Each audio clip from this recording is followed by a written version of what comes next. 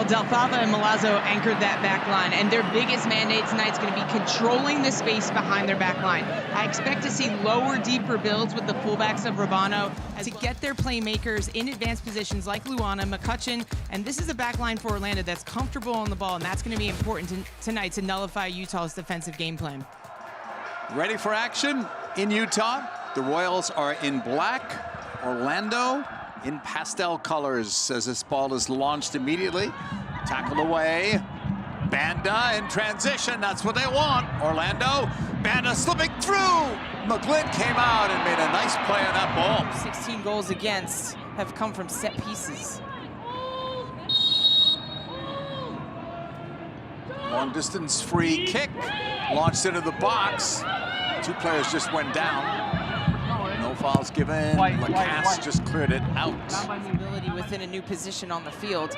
Nicole Payne's going to be that outlet to provide a little bit of room in behind the back line, but also in seam two for players like Angelina, Luana, McCutcheon to get on the ball as well. Rabano went short to Tejada. A few more steps forward. Tejada kept it on the deck. The Delcer pass. Tanaka fires it high and wide. Overload in central position. Sahada to Delcer, who inverts, and then it's Tanaka. The way that she moves her body, scans behind her, knows that she has time to turn, receive that, and take a touch to get a shot on frame. Exquisite. Just a narrow miss in the end, but certainly one that Anna Morehouse will recall. From the far corner, driven again low. It deflects in the box and then sent wide. Tanaka, a slip. Back up was Palacios. Tejada, and that's high over Morehouse. Erica May Parkinson also made her debut in that game as a sub for North Carolina. The 18-year-old English Youth International outside of the box and now closer to the box. The shot taken, it's blocked. The pickup, swing and a miss. Laid out by Miyabi. Tejada. Narumi. Edge of the box. Setting one up. What a goal! Morehouse got caught out. That is 1-0 Utah. Essentially, there's not a lot of space, so Narumi just dribbles into the space to try to get some width. Just a little bit of a change of speed against Angelina, and this is a worldie. Just that little separation right there. Her body is shaping down toward the end line. I think she's trying to cross this, but I'll never ask her, and I hope she never tells. Fantastic finish into the back post. Couldn't have found a smaller window or so to go over that blocking leg. Corner from Rabano. Driven to the middle. And now cleared up the middle. Settled. Fired back in over the bar. Off Miyabi. Missed all of last year with that injury. Here's Delcer. Cutting. Edge of the box. Plays it outside. Shot taken. Took a deflection. Not enough on it in the end. And it went wide anyway. McGlynn just holding on, and that should do it. First half has come to a close after 3 minutes of stoppage time. There's your goal scorer, Narumi. Orlando, as they freshen up their squad as well. We'll see how they reconfigure, or if they reconfigure with those changes. Bello's normally a outside left back who can also play a little bit higher up the field.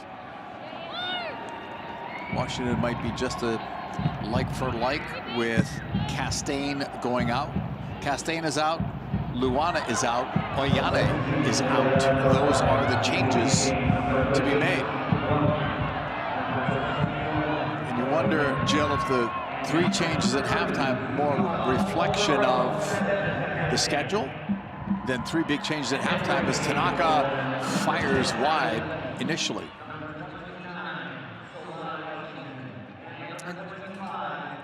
Lisa Carlin talked to both coaches. Lisa, what did you hear?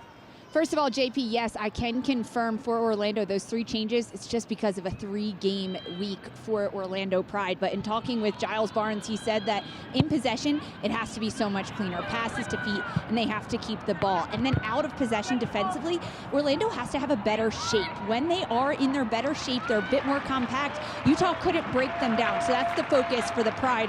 Meanwhile, I talked to Jimmy Kunratz, the Utah head coach, and he said that the team was losing their 1v1 battle, specifically centrally. He needs the midfielders to touch tighter, be a bit more aggressive in the middle, and not let the Orlando midfielders turn. Thankfully, so Orlando didn't have a shot in that first half, and you'd have to go back to 2022. That's the last time that happened. It was a game against Chicago. 0 shots. May of 2022, the last time. I thought that's a credit to Utah Royals and their rest defense. They created a 3 to 4 person defensive shield behind the attack to really prevent Orlando from getting that space and easily playing through in transition. A collision there with Washington, who started cut off. Knocked away from Payne. The pickup, Lacasse drives it in. A little bit of a bump there between Delzer and Abello. This is only her 6th game. She has started 3. And I like that substitute as well for Seb Hines. It was very clear that this right-hand side with CeCe Delzer and cleared away. Not too far away, though. Abello on the pickup. From distance, fires. It's deflected and then cleared out. The pickup from Payne on the near side. Tapped out for Payne, wide, the cross, loose for Banda, couldn't get it, played it back. Here's Banda, that's blocked. Big block. Getting closer to the hour mark with Utah at home in the lead. Tanaka played it into the middle, that's blocked. Dangerous ball. Tejada had it blocked. Lacasse, that's blocked as well. Bellows on the chase. And it's going to be a corner conceded.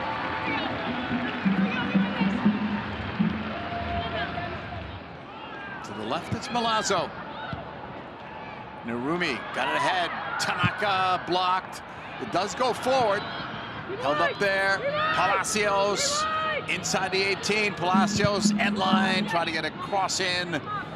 Was denied.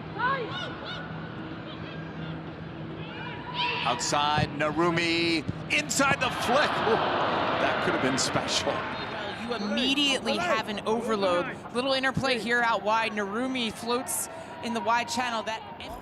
Dealing with the thigh injury that she suffered at the end of May. On that right side, Cronin.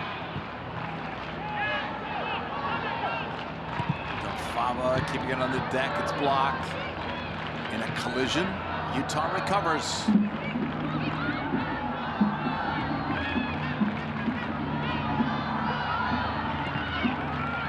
Fava pass ahead. Now it deflects over a couple of players. Lacasse almost found herself running out of that ball.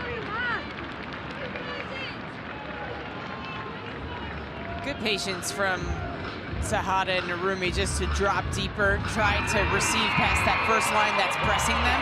They're also dragging Orlando's 2 players in the midfield forward, and that's creating space for Cronin, for Delzer, for Palacios to get into and receive a progressive pass.